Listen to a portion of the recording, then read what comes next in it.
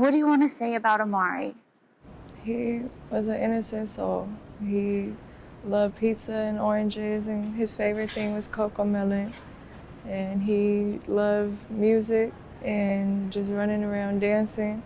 He was always a happy baby, even when, times get hard or whatever, and you judge your character as a mother.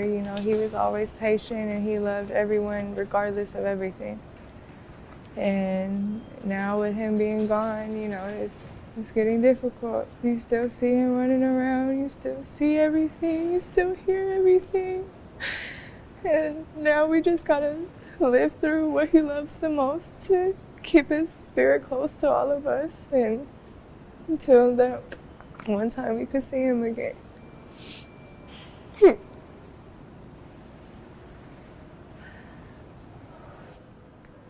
How come it was important for you to come to court today?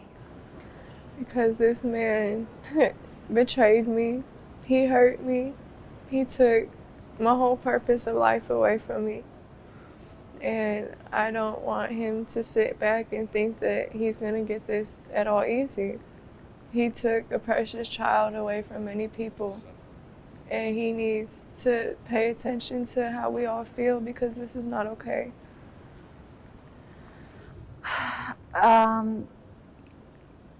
You can choose not to answer certain things, right? So I just want to be clear. But the public is suspicious of you. You're also a mother who lost a child. What do you want to say to address that? I feel like it's hard for me right now. I can't grieve in peace. I can't grieve properly at all. I'm being advised to stay home because it's unsafe. I'm not being able to be included in any of this, and I'm the one hurting the most. My baby's gone. I can't, it's hard.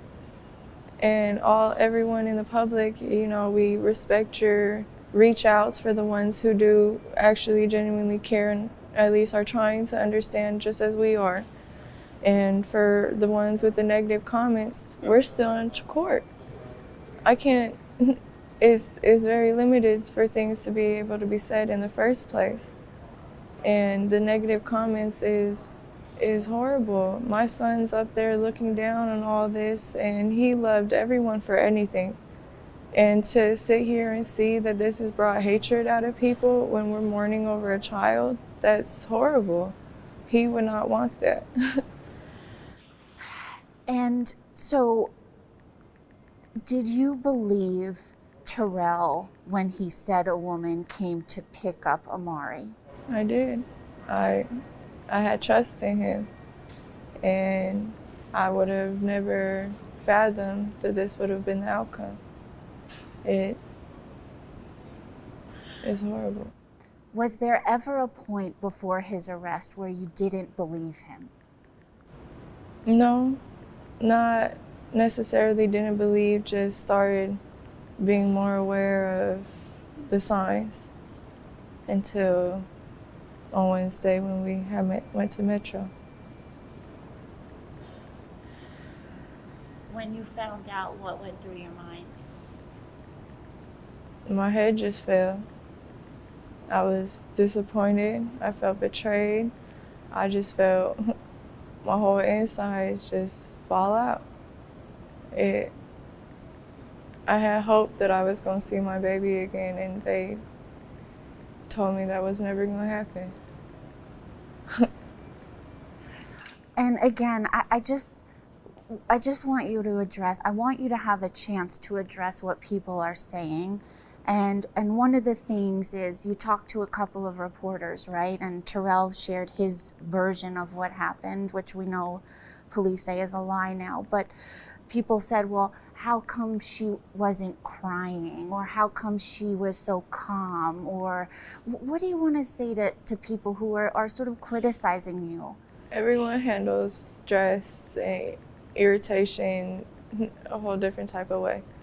And I mean, I've seen comments on Facebook from people I haven't even talked to in months, years, who you have to know me to understand. I've never been the type of person to just sit here, start crying, and let everybody know what my emotions are. I've always been a closed off person.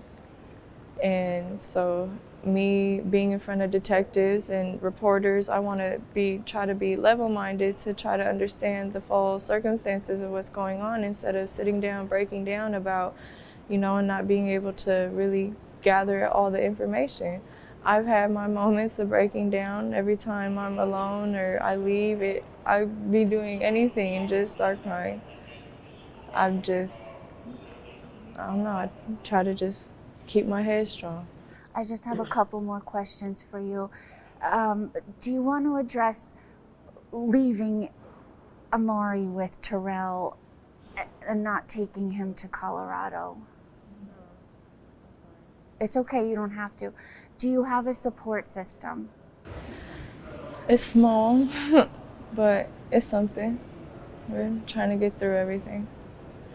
Anything else you want to say, and anything about like a memorial or funeral arrangements? We're still conversating and trying to work something together. And more likely, all those things are going to be private, so it won't be a notice of anything. Maybe until after it happens, but the family would like to have their time and have that in private, at least so she could be safe to. People been asking as well, why hasn't she been out here? But it's like, you guys are throwing hate at the same time, and it's like, how do you want her to come out here and feel safe trying to search for her son, or be out here with you guys if you guys are, throwing hate? So, it's just a difficult situation. I'm just telling her to keep her head up. We just have to move forward. So as long as she get her time to grieve and lay her baby to rest, at least privately without any other mess, after that, everybody can have their opinion on what they want to say and speculate. Because again, and she wouldn't be here, standing right here, if she had something to do with it. So, everybody's going to figure that out, once everything's all said and done. Just let it be. What is this like for you to sort of, here's a mom who's grieving her child, but there's also a lot of criticism and... I have had my thoughts too, just some things didn't sound right to me, and I have my thoughts too as well. But at the same time, there's no need for that. Like, we just lost a child, so she's gonna be feeling that enough for the rest of her life. That was a part of her. So why would we, sit here and bash her for something she's gonna have to live with for the rest of her life? That's no point. There's no point. I don't care how angry you are. None of it's gonna bring the child back. Be mindful. Just be mature about it. If you got your opinion, you can keep it to yourself. But to sit there and say disrespectful things or whatever, if you really don't know, it's why are you speaking? Everybody can say what they're going to do in a scenario, in a situation, until that day comes. Like, nobody knows. Nobody knows what to do, how to react, how to respond. They can tell you all day. So that's just what I have to say about it. Just let her be able to grieve in peace. It's no need for more negativity on top of what's already negative and bad. So I just feel like people should, keep their speculations or their opinions to themselves. Other than that, I understand. Again, I was on that side too, but it's no sense in beating her down. There's no sense in, having that mindset when she needs support. She just lost her son. You know what I mean? So I'm not here for that. I'm not here. I just want justice for Amari, and that's it. What would justice mean?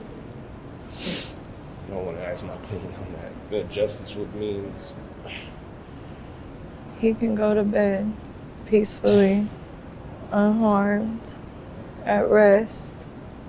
It still won't be peaceful for me. I'm just being honest. It won't be peaceful for me. Like, I'm not understanding. This is confusing to me for this to happen to a 2-year-old.